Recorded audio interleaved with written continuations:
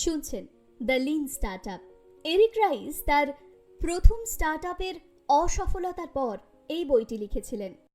এই বইটি যে কোনো স্টার্টআপকে কিভাবে বড় অর্গানাইজেশন বা বড় কোম্পানিতে পরিবর্তন করা যায় সেই রাস্তা দেখায়। প্রোডাক্ট বাজারজাতকরণের আগে কোন কোন বিষয়ে রিসার্চ করতে হবে সেই সম্পর্কে ধারণা দেয়। তাই সফল স্টার্টআপের রহস্যের কথা জানতে হলে শুনতে থাকুন এরিক রাইসের লেখা বই দ্য লিন স্টার্টআপ। ছোট ব্যাচে কাজ করার সবচেয়ে বড় সুবিধা হলো মানের সমস্যা অনেক তাড়াতাড়ি চিহ্নিত করা যায়।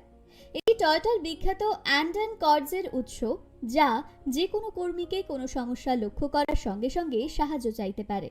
যেমন কোনো শারীরিক অংশের ত্রুটি, যদি তা অবিলম্বে সংশোধন করা না যায় তবে পুরো উৎপাদন লাইন বন্ধ করে দেয়। এটি আরেকটি খুব বিরোধী অভ্যাস। যাই হোক, সমস্যাগুলি দ্রুত খুঁজে বের করার এবং সমাধান করার সুবিধাগুলি এই খরচের চেয়ে বেশি। ক্রমাগত ত্রুটিগুলি দূর করার এই প্রক্রিয়াটি টয়োটা এবং এর গ্রাহকদের জন্য একটি জয় ছিল। এটি টয়োটার ঐতিহাসিক উচ্চমানের রেটিং এবং কম খরচের মূল কারণ। ছোট ব্যাচের আকারের কারণে টয়োটা অনেক বেশি বৈচিত্র্যের পণ্য তৈরি করতে সক্ষম হয়েছিল। এটা আর প্রয়োজন ছিল না যে প্রতিটি পণ্য হুবহু একই হওয়া উচিত। স্কেলের অর্থনীতি অর্জনের জন্য, যা ব্যাপক উৎপাদনকে চালিত করে। এইভাবে টয়োটা তার ছোট আরও খণ্ডিত বাজার পরিবেশন করতে পারে এবং এখনও ব্যাপক উৎপাদনকারীদের সাথে প্রতিযোগিতা করতে পারে। সময়ের সঙ্গে সঙ্গে এই সক্ষমতা টয়োটাকে 2008 সালে বিশ্বের বৃহত্তম অটোমেকার না হওয়া পর্যন্ত বৃহত্তর এবং বৃহত্তর বাজারে সফলভাবে স্থানান্তরিত করতে দেয়। যখন আমি উদ্যোক্তাদের এই পদ্ধতি শেখাই, আমি প্রায়শই উৎপাদন সম্পর্কে গল্প দিয়ে শুরু করি। টয়োটার সাফল্যের ভিত্তি যে তত্ত্বটি স্টার্টআপগুলি শেখার সন্ধান করে, সেই গতিকে নাটকীয়ভাবে উন্নত করতে ব্যবহার করা যেতে পারে। টয়োটা আবিষ্কার করেছে যে ছোট ব্যাচগুলি তাদের কারখানাগুলিকে আরও দক্ষ করে তুলেছে। বিপরীতে লিন স্টার্টআপের লক্ষ্যটি দক্ষতার সঙ্গে আরও জিনিস তৈরি করা নয়। এটি হলো যত তাড়াতাড়ি সম্ভব কিভাবে একটি টেকসই ব্যবসা তৈরি করা যায় তা শিখতে হবে। IMVU-তে আমরা এই পাঠগুলি উৎপাদন থেকে শুরু করে আমাদের কাজ করার পদ্ধতিতে প্রয়োগ করেছি। সাধারণত আমাদের মতো পণ্যগুলির নতুন সংস্করণগুলি মাসিক, ত্রৈমাসিক বা বার্ষিক চক্রে গ্রাহকদের কাছে প্রকাশ করা হয়। IMVU-তে এই ক্রমাগত স্থাপনা এবং এমনকি সফটওয়্যার বিকাশের দ্রুত চলমান বেশে এটি এখনও বিতর্কিত বলে বিবেচিত হয়। যেহেতু লিন স্টার্টআপ আন্দোলন ট্র্যাকশন অর্জন করেছে, এটি আরও বেশি সংখ্যক স্টার্টআপ দ্বারা গ্রহণ করা হয়েছে, এমনকি যারা মিশন সমালোচনামূলক অ্যাপ্লিকেশনগুলি পরিচালনা করে। সবচেয়ে অত্যাধুনিক উদাহরণগুলির মধ্যে রয়েছে ওয়েলথ ফ্রন্ট, যার পাইভট বর্ণনা করা হয়েছিল কোম্পানি একটি SEC নিয়ন্ত্রিত পরিবেশে প্রতিদিন গ্রাহকদের কাছে 1 ডজনেরও বেশি রিলিজ সহ সত্যিকারের ক্রমাগত স্থাপনার অনুশীলন করে। যখন আমি এই গল্পটি এমন লোকেদের বলি যারা একটি ধীর গতিশীল শিল্পে কাজ করে, তারা মনে করে আমি ভবিষ্যৎমূলক কিছু বর্ণনা করছি, কিন্তু ক্রমবর্ধমানভাবে আরও বেশি শিল্প তাদের নকশা প্রক্রিয়াটিকে একই অন্তর্নিহিত শক্তি দ্বারা ত্বরান্বিত করতে দেখছে, যা এই ধরনের দ্রুত পুনরাবৃত্তি সম্ভব করে তোলে। এই প্রক্রিয়াটি কার্যকর দেখতে আমি আপনাকে বোইস আইডাহোর একটি কোম্পানির সঙ্গে পরিচয় করিয়ে দিই, যার নাম SGW ডিজাইন ওয়ার্কস। SGW এর বিশেষত্ব হল শারীরিক পণ্যের জন্য দ্রুত উৎপাদন কৌশল। এর অনেক ক্লায়েন্টই স্টার্টআপ। SGW ডিজাইন ওয়ার্কস একজন ক্লায়েন্ট দ্বারা নিযুক্ত ছিল, যাকে একজন সামরিক গ্রাহক সীমান্ত ক্রসিং এবং যুদ্ধ অঞ্চলে বিস্ফোরক এবং অন্যান্য ধ্বংসাত্মক ডিভাইস শনাক্ত করতে একটি জটিল ফিল্ড এক্স-রে সিস্টেম তৈরি করতে বলেছিলেন। ধারণাগতভাবে সিস্টেমটি একটি উন্নত হেড ইউনিট রয়েছে, যা এক্স-রে ফিল্ম, একাধিক এক্স-রে ফিল্ম প্যানেল এবং ফিল্মটি উন্মোচিত হওয়ার সময় প্যানেলগুলিকে ধরে রাখার কাঠামো পাঠ করে। ক্লায়েন্টের কাছে ইতিমধ্যেই এক্স-রে প্যানেল এবং হেড ইউনিটের প্রযুক্তি ছিল, কিন্তু পণ্যটিকে রূঢ় সামরিক সেটিংসে কাজ করার জন্য SGW-কে সহায়ক কাঠামো ডিজাইন এবং সরবরাহ করতে হবে, যা প্রযুক্তিটিকে কার্যক্ষেত্রে ব্যবহারযোগ্য করে তুলবে। একটি মানসম্পন্ন এক্স-রের ইমেজ নিশ্চিত করার জন্য ফ্রেমওয়ার্কটি স্থিতিশীল হতে হবে। যুদ্ধক্ষেত্রে ব্যবহারের জন্য যথেষ্ট টেকসই, ন্যূনতম প্রশিক্ষণে স্থাপন করা সহজ এবং ব্যাকপ্যাকে নেওয়ার মতো যথেষ্ট ছোট। এসজিডব্লিউ বুঝতে পেরেছিল যে এটি একটি বিজয়ী মডেল, কারণ ডিজাইনের সিদ্ধান্তের বিষয়ে প্রতিক্রিয়া প্রায় তাৎক্ষণিক ছিল। দলটি 8টি পণ্য ডিজাইন এবং সরবরাহ করতে একই প্রক্রিয়া ব্যবহার করেছে, 12 মাসের মধ্যে বিস্তৃত ফাংশন পরিবেশন করেছে। এই পণ্যগুলির অর্ধেক আজ রাজস্ব তৈরি করছে এবং বাকিগুলো প্রাথমিক আদেশের জন্য অপেক্ষা করছে। প্রতিটি ধরনের পণ্য নয়, যেমনটি আজ বিদ্যমান, ছোট ব্যাচে নকশা পরিবর্তনের অনুমতি দেয়, কিন্তু পুরনো পদ্ধতিতে লেগে থাকার জন্য এটি কোনো অজুহাত নয়। উদ্ভাবকদের ছোট ব্যাচে পরীক্ষা নিরীক্ষা করতে সক্ষম করার জন্য উল্লেখযোগ্য পরিমাণ কাজের প্রয়োজন হতে পারে। উল্লেখ করা হয়েছে, প্রতিষ্ঠিত কোম্পানিগুলি তাদের উদ্ভাবন দলগুলিকে ত্বরান্বিত করতে চাইছে। পরীক্ষার জন্য এই প্ল্যাটফর্মটি তৈরি করা সিনিয়র ম্যানেজমেন্টের দায়িত্ব। ব্যাচের আকার সম্পর্কে এই ভুল ধারণাগুলি অবিশ্বাস্যভাবে সাধারণ। প্রতি 4 ঘন্টায় ছোট ব্যাচ সরবরাহ করা ফার্মেসির জন্য মোট কাজের চাপ কমিয়ে দেয় এবং নিশ্চিত করে যে সঠিক ওষুধগুলি যখন প্রয়োজন তখন সঠিক জায়গায় রয়েছে। অ্যালফাবেট অন্যান্য অনেক সম্ভাব্য বাজারকেও বাদ দিয়েছে, যার ফলে গ্রাহক সেগমেন্ট পাইভেটের একটি সিরিজ রয়েছে। কোম্পানির বর্তমান প্রচেষ্টাগুলি উৎপাদনকারী সংস্থাগুলির ওপর দৃষ্টি নিবদ্ধ করে, যেগুলি তাদের কারখানার পৃথক অংশে নতুন প্রযুক্তি নিয়ে পরীক্ষা করার ক্ষমতা রাখে। এটি একটি বৃহত্তর স্থাপনার প্রতিশ্রুতি দেওয়ার আগে প্রাথমিকভাবে গ্রহণকারীদের বাস্তব বিশ্বের সুবিধাগুলি মূল্যায়ন করতে দেয়। এই প্রারম্ভিক স্থাপনাগুলি বর্ণমালার অনুমানগুলিকে পরীক্ষায় ফেলছে। কম্পিউটার হার্ডওয়্যার ব্যবসার বিপরীতে গ্রাহকরা সর্বাধিক পারফরমেন্সের জন্য শীর্ষ ডলার দিতে ইচ্ছুক নয়। এই প্রয়োজন হয়েছে অ্যালফাবেটের পণ্যে উল্লেখযোগ্য পরিবর্তন, সম্ভাব্য সর্বনিম্ন খরচ প্রতি ওয়াট অর্জনের জন্য কনফিগার করা। এই সমস্ত পরীক্ষা নিরীক্ষার জন্য কোম্পানিকে অন্যান্য শক্তি স্টার্টআপগুলি যা ব্যবহার করেছে তার একটি ক্ষুদ্র ভগ্নাংশ ব্যয় করেছে। আজ পর্যন্ত অ্যালফাবেট প্রায় $1 মিলিয়ন সংগ্রহ করেছে। তারা করবে কিনা তা কেবল সময়ই বলে দেবে। প্রবল কিন্তু ছোট ব্যাচের শক্তির জন্য ধন্যবাদ, তারা সত্যকে অনেক বেশি আবিষ্কার করতে সক্ষম হবে। লিন স্টার্টআপ শুধুমাত্র তখনই কাজ করে যখন আমরা একটি প্রতিষ্ঠানকে যতটা চ্যালেঞ্জের সম্মুখীন করি তত দ্রুত এবং দ্রুততার সাথে গড়ে তুলতে পারি। আমরা আমাদের কর্মক্ষমতার সঙ্গে সঙ্গে দক্ষতাও বাড়াতে পারি। একজন সফল স্টার্টআপের ক্ষেত্রে যা অত্যন্ত গুরুত্বপূর্ণ। সম্প্রতি 2টি স্টার্টআপ একই দিনে আমার পরামর্শ চেয়েছিল। প্রথমটি হলো একটি মার্কেটপ্লেস তৈরি করা যাতে সংগ্রহযোগ্য ব্যবসায়ীদের একে অপরের সঙ্গে সংযোগ স্থাপন করতে সহায়তা করে। এই লোকেরা মুভি, অ্যানিমে বা কমিক্সের হার্ডকোর অনুরাগী, যারা তাদের পছন্দের চরিত্রগুলির সাথে সম্পর্কিত খেলনা এবং অন্যান্য প্রচারমূলক পণ্যের সম্পূর্ণ সংগ্রহ একত্রিত করার চেষ্টা করে। দ্বিতীয় স্টার্টআপটি এন্টারপ্রাইজ গ্রাহকদের কাছে ডাটাবেস সফটওয়্যার বিক্রি করে। তাদের একটি পরবর্তী প্রজন্মের ডাটাবেস প্রযুক্তি রয়েছে যা ওয়ারাকল, IBM এবং SAP এর মতো বড় কোম্পানির অফারগুলিকে সম্পূর্ণ বা প্রতিস্থাপন করতে পারে। বৃদ্ধির ইঞ্জিন হলো সেই প্রক্রিয়া যা স্টার্টআপরা টেকসই বৃদ্ধি অর্জনের জন্য ব্যবহার করে। 4টি প্রাথমিক উপায় আছে। 1. মুখের কথা। 2. পণ্য ব্যবহারের একটি পার্শ্ব প্রতিক্রিয়া হিসাবে। 3. ফান্ডেড বিজ্ঞাপনের মাধ্যমে। 4. পুনরাবৃত্তি ক্রয় বা ব্যবহারের মাধ্যমে। বৃদ্ধির ইঞ্জিনগুলি স্টার্টআপগুলিকে তুলনামূলকভাবে ছোট ম্যাট্রিক্স দেওয়ার জন্য ডিজাইন করা হয়েছে, যার উপর তাদের শক্তি ফোকাস করা যায়। কিভাবে পণ্যটিকে আরও ভালোভাবে ভেসে উঠতে হয় সে সম্পর্কে সর্বদা 1 মিলিয়ন নতুন ধারণা রয়েছে। তবে কঠিন সত্যটি হলো যে এই ধারণাগুলির বেশিরভাগই কেবল মার্জিনে পার্থক্য তৈরি করে। তারা নিছক অপটিমাইজেশন। স্টার্টআপগুলিকে বড় পরীক্ষায় ফোকাস করতে হবে যা বৈধ শিক্ষার দিকে পরিচালিত করে।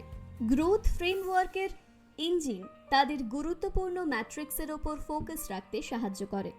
The sticky engine of growth, এটি আমাদের 2টি স্টার্টআপে ফিরিয়ে আনে যা এই অধ্যায়টি শুরু করেছিল। উভয়ই খুব ভিন্ন শিল্পে থাকা সত্ত্বেও বৃদ্ধির একই ইঞ্জিন ব্যবহার করছে। উভয়ই পণ্য দীর্ঘমেয়াদী গ্রাহকদের আকর্ষণ এবং ধরে রাখার জন্য ডিজাইন করা হয়েছে। এই ধরে রাখার অন্তর্নিহিত প্রক্রিয়া দুটিতে ভিন্ন। চলুন জেনে নেওয়া যাক প্রক্রিয়াগুলি কি কি। 1. The viral engine of growth. The viral engine of growth হলো অনলাইন সোশ্যাল নেটওয়ার্ক এবং টাপারওয়্যার হলো এমন পণ্যের উদাহরণ যার জন্য গ্রাহকরা মার্কেটিংয়ের সিংহভাগ কাজ করে। একটি ভাইরাস যেভাবে মহামারীতে পরিণত হয় সেইভাবে পণ্য সম্পর্কে সচেতনতা ব্যক্তি থেকে ব্যক্তিতে দ্রুত ছড়িয়ে পড়ে। পরিবর্তে যে পণ্যগুলি ভাইরাল বৃদ্ধি প্রদর্শন করে সেগুলি স্বাভাবিক পণ্য ব্যবহারের প্রয়োজনীয় ফলাফল হিসেবে ব্যক্তি থেকে ব্যক্তি সংক্রমণের উপর নির্ভর করে। গ্রাহকরা ইচ্ছাকৃতভাবে ধর্মপ্রচারক হিসেবে কাজ করছেন না, পণ্য ব্যবহার করে গ্রাহকদের একটি পার্শ্ব প্রতিক্রিয়া হিসাবে ফলাফল দেয়, ফলে বৃদ্ধি স্বয়ংক্রিয়ভাবেই ঘটে। এরপর আসি the paid engine of growth এই বিষয়ে। ব্যবসার আরেকটি জোড়া কল্পনা করুন। সাইন আপ করা প্রতিটি গ্রাহকের জন্য প্রথমটি $1 করে, দ্বিতীয়টি সাইন আপ করা প্রতিটি গ্রাহকের কাছ থেকে $1000 করে। কোন কোম্পানি দ্রুত বাড়বে তা পূর্বাভাস দিতে আপনাকে শুধুমাত্র একটি অতিরিক্ত জিনিস জানতে হবে: একজন নতুন গ্রাহককে সাইন আপ করতে কত খরচ হবে। এবং শেষে টেকনিক্যাল ক্যাভিয়াট। প্রযুক্তিগতভাবে একসময় একটি ব্যবসার বৃদ্ধির একাধিক ইঞ্জিন কাজ করতে পারে। উদাহরণস্বরূপ এমন পণ্য রয়েছে যেগুলির অত্যন্ত দ্রুত ভাইরাল বৃদ্ধির পাশাপাশি অত্যন্ত কম গ্রাহক মন্থন হার রয়েছে। এছাড়াও একটি পণ্যের উচ্চ মার্জিন এবং উচ্চ ধারণ উভয়ই থাকতে পারে না, এমন কোনো কারণ নেই। যাই হোক, আমার অভিজ্ঞতায় সফল স্টার্টআপগুলি সাধারণত বৃদ্ধির একটি ইঞ্জিনের ওপর ফোকাস করে। এটিকে কার্যকর করার জন্য প্রয়োজনীয় সমস্ত কিছুতে বিশেষীকরণ করে। মার্ক অ্যান্ড্রেসন, কিংবদন্তি উদ্যোক্তা এবং বিনিয়োগকারী, ওয়ার্ল্ড ওয়াইড ওয়েবের অন্যতম জনক, সেই মুহূর্তটি বর্ণনা করার জন্য পণ্য বা বাজার শব্দটি তৈরি করেছিলেন। উদ্ভাবন অ্যাকাউন্টিং ব্যবহার করে বিল্ড, মেজার, লার্ন, ফিডব্যাক লুপের মাধ্যমে প্রতিটি ট্রিপের মূল্যায়ন করার মাধ্যমে একটি স্টার্টআপ পণ্য বা বাজার ফিট হওয়ার কাছাকাছি যাচ্ছে কিনা তা মূল্যায়ন করা যেতে পারে।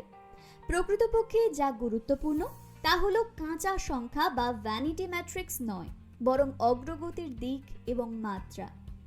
একটি স্টার্টআপের বৃদ্ধির ইঞ্জিন পাওয়া এবং চালানো যথেষ্ট কঠিন, কিন্তু সত্য হলো যে বৃদ্ধির প্রতিটি ইঞ্জিন অবশেষে গ্যাস ফুরিয়ে যায়।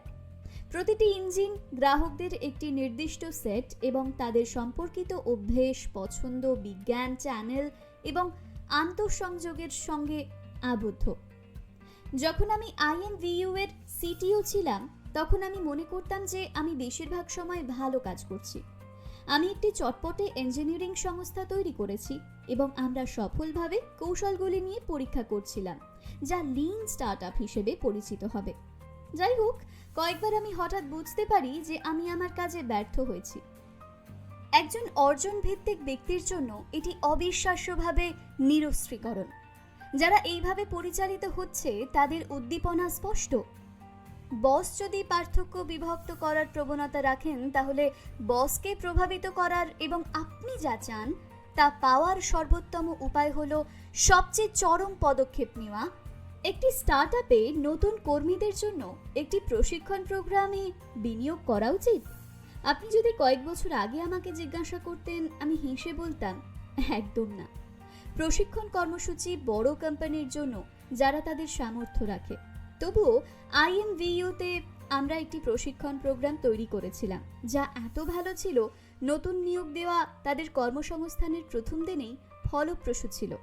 মাত্র কয়েক সপ্তাহের মধ্যে সেই কর্মচারীরা উচ্চ স্তরে অবদান রাখছিলেন।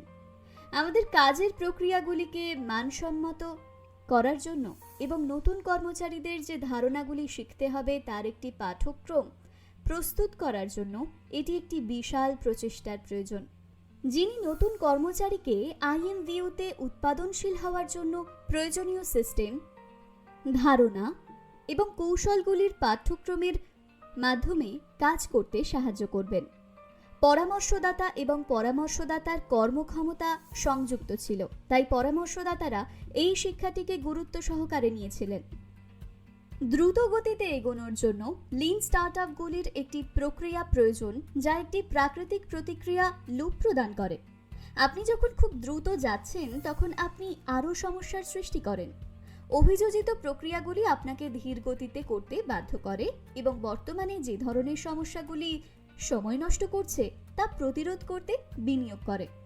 যেহেতু এই প্রতিরোধমূলক প্রচেষ্টাগুলি পরিশোধ করে, আপনি স্বাভাবিকভাবেই আবার গতি বাড়ান। একটি অভিযোজিত সংস্থা তৈরি করতে 5টি বিষয় আপনাকে বিশ্লেষণ করতে হবে। অনুক্রমের 5টি স্তরের প্রতিটিতে ধারাবাহিকভাবে একটি আনুপাতিক বিনিয়োগ করুন।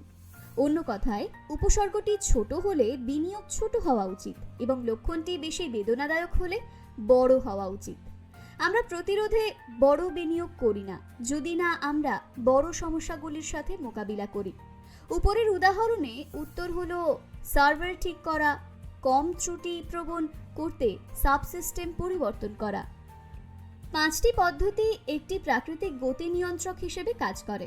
আপনার যত বেশি সমস্যা আছে, আপনি সেই সমস্যার সমাধানে তত বেশি বিনিয়োগ করবেন। অবকাঠামো বা প্রক্রিয়ায় বিনিয়োগের ফলে সংকটের তীব্রতা এবং সংখ্যা হ্রাস পায় এবং দল আবার গতি পায়। বিশেষ করে স্টার্টআপগুলির সঙ্গে একটি বিপদ রয়েছে যে দলগুলি খুব দ্রুত কাজ করবে, সময়ের জন্য ট্রেডিং গুণমান এমনভাবে ভুলের কারণ হবে। 5 কেন এটি প্রতিরোধ করে দলগুলিকে তাদের সর্বোত্তম গতি খুঁজে পেতে অনুমতি দেয়। যখন দলগুলি প্রথম 5 Whys এর একটি সমস্যা সমাধানের হাতিয়ার হিসেবে গ্রহণ করে, তখন তারা কিছু সাধারণ ত্রুটির সম্মুখীন হয়। আমাদের মনস্তাত্ত্বিক সীমাবদ্ধতাগুলি কাটিয়ে উঠতে আমাদের 5 কেনর মতো সিস্টেমের প্রয়োজন, কারণ আমরা এই মুহূর্তে যা ঘটছে তার প্রতি অতিরিক্ত প্রতিক্রিয়া দেখাই।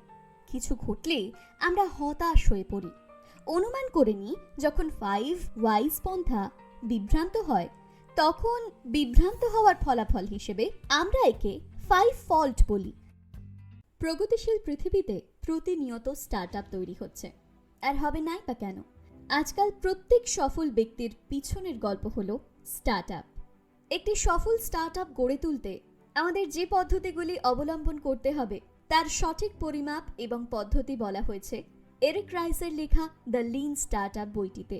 এতগুলি পর্ব পেরিয়ে আমাদের কাছে স্টার্টআপের বিভিন্ন গুরুত্বপূর্ণ বিষয়গুলি স্পষ্ট হয়েছে। গত পর্বে আমরা 5 Whys নিয়ে আলোচনা করেছি।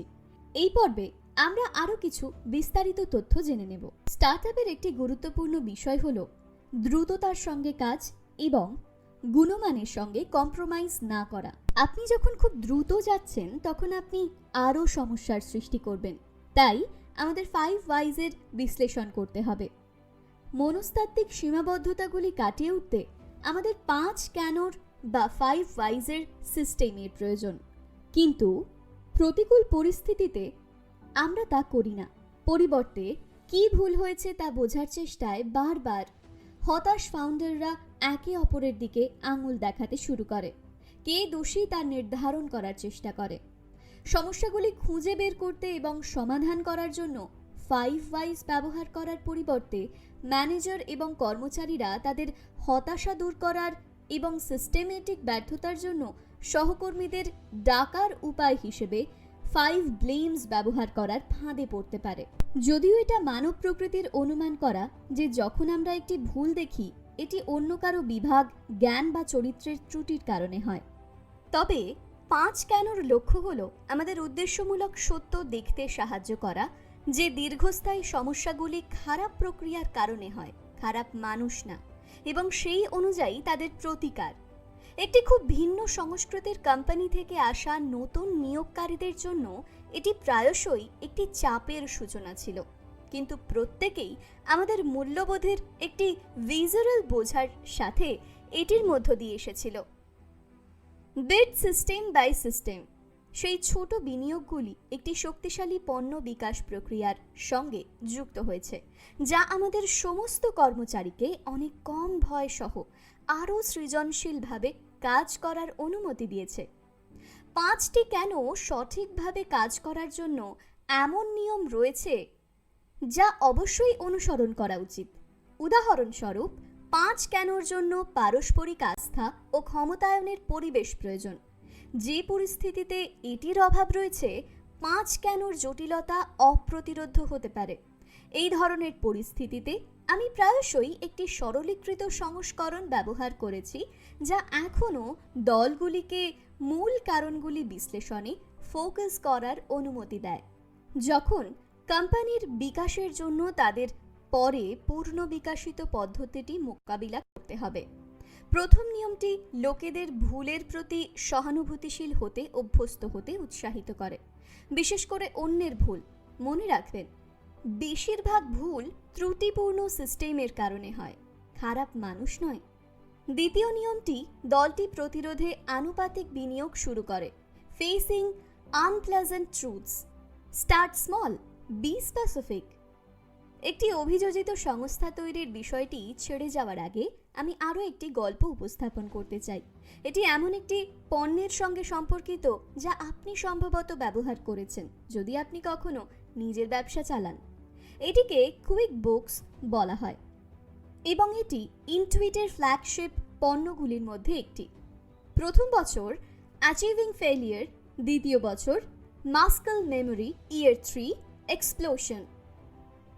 প্রচলিত প্রজ্ঞার মতে কোম্পানিগুলো যখন বড় হয় তখন তারা অনিবার্য উদ্ভাবন, সৃজনশীলতা এবং বৃদ্ধির ক্ষমতা হারায়। আমি বিশ্বাস করি এটা ভুল। স্টার্টআপগুলি বাড়ার সঙ্গে সঙ্গে উদ্যোক্তারা এমন সংস্থা তৈরি করতে পারে যেগুলি কিভাবে বিদ্যমান গ্রাহকদের পরিষেবার জন্য নতুন গ্রাহকদের খুঁজে বের করা, বিদ্যমান ব্যবসার লাইনগুলি পরিচালনা করা এবং নতুন ব্যবসায়িক মডেলগুলি অন্বেষণ করার চ্যালেঞ্জগুলির সঙ্গে ভারসাম্য বজায় রাখতে শেখে। এবং যদি তারা তাদের ম্যানেজমেন্ট দর্শন পরিবর্তন করতে ইচ্ছুক হন, আমি বিশ্বাস করি এমনকি বড় প্রতিষ্ঠিত কোম্পানিগুলো এই পরিবর্তন করতে পারে, যাকে আমি পোর্টফোলিও ভাবনা বলে থাকি। সফল উদ্ভাবন দলকে সফল হওয়ার জন্য সঠিকভাবে গঠন করতে হবে। ভেঞ্চার সমর্থিত এবং বুটস্ট্র্যাপড স্টার্টআপগুলি ছোট, স্বাধীন কোম্পানি হওয়ার ফলে স্বাভাবিকভাবেই এই কাঠামোগত বৈশিষ্ট্যগুলির কিছু রয়েছে। অভ্যন্তরীণ স্টার্টআপ দলগুলিকে এই কাঠামোগুলি তৈরি করতে সিনিয়র ম্যানেজমেন্টের সহায়তা প্রয়োজন। অভ্যন্তরীণ বা বাহ্যিক, আমার অভিজ্ঞতায় স্টার্টআপ দলগুলির 3টি কাঠামোগত বৈশিষ্ট্যের প্রয়োজন। দুষ্প্রাপ্য কিন্তু নিরাপদ সংস্থান, তাদের ব্যবসার বিকাশের জন্য স্বাধীন কর্তৃত্ব এবং ফলাফলে ব্যক্তিগত অংশীদারিত্ব। এই প্রতিটি প্রয়োজনীয়তা প্রতিষ্ঠিত কোম্পানি বিভাগের থেকে ভিন্ন।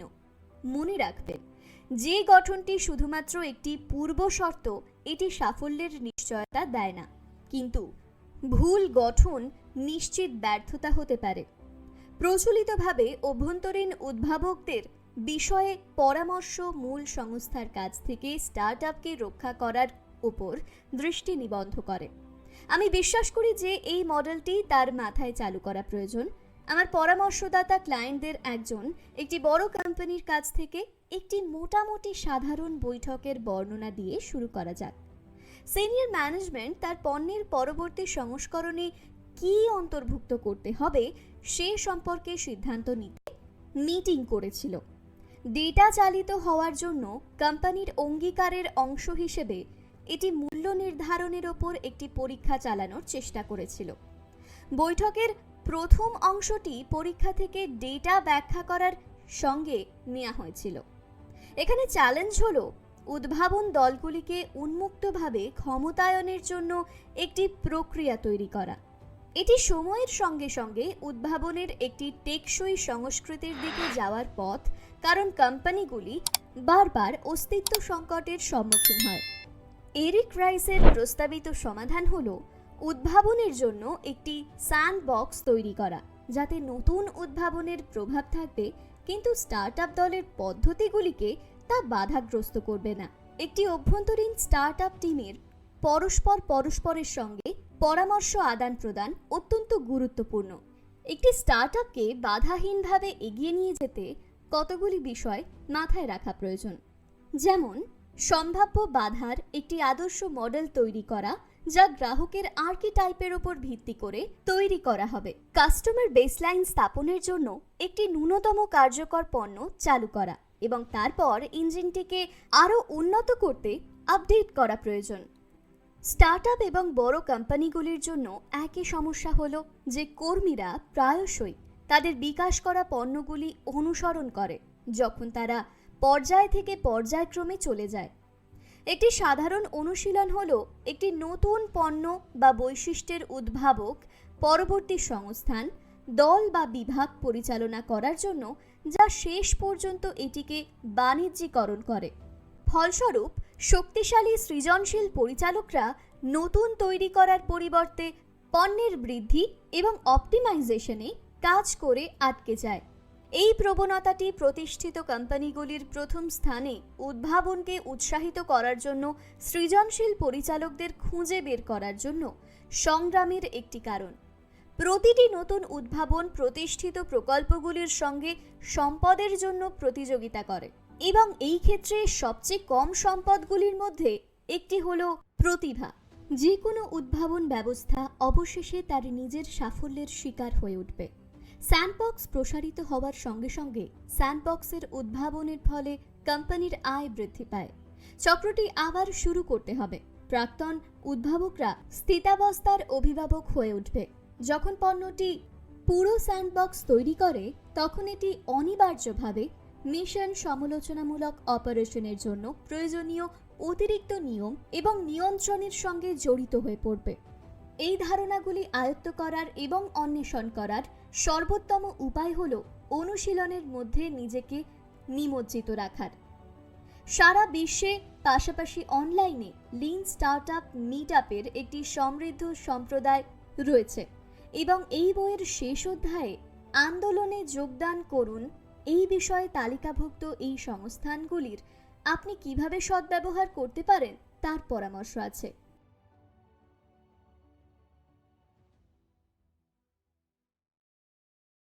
বলা হয় যদি কোনো কাজকে ছোট ছোট করে ভাগ করে নেওয়া যায় তাহলে কাজটা দ্রুততার সঙ্গে এবং খুব সহজভাবেই সম্পন্ন করা যায়। এটা ঠিক এরকমই। যদি আপনাকে ছাদে যেতে বলা হয় তাহলে আপনাকে সিঁড়ি দিয়েই যেতে হবে। যদি আপনি দেওয়াল বেয়ে ছাদে উঠতে যান তাহলে আপনি বিপদের সম্মুখীন হতে পারেন। এরকমই জীবনের ক্ষেত্রেও ঘটে থাকে। যদি আপনি একজন স্টুডেন্ট হন তাহলে এই বিষয়টি আপনি খুব সহজেই বুঝতে পারবেন। এই ছোট ছোট স্টেপস নেওয়া কতটা গুরুত্বপূর্ণ। কিছু ক্ষেত্রে দেখা যায় অনেক স্টুডেন্ট বড় প্রশ্নের উত্তর দিতে ভয় পায়।